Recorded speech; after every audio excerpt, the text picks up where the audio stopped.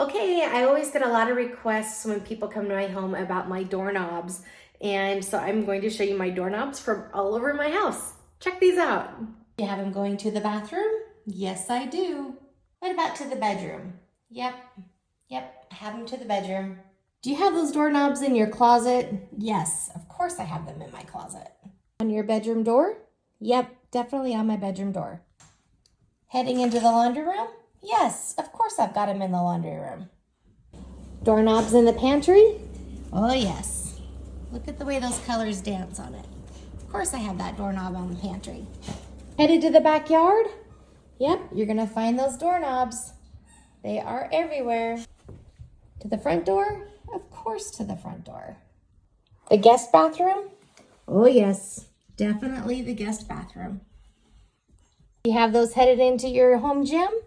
Yeah, those doorknobs are on my home gym. What about your son's messy bedroom? Yep, of course. We have it on my son's messy bedroom. In the entryway on a decoration?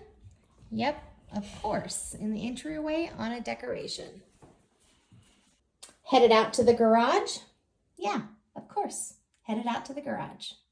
Outside in the garage? Yep, outside in the garage.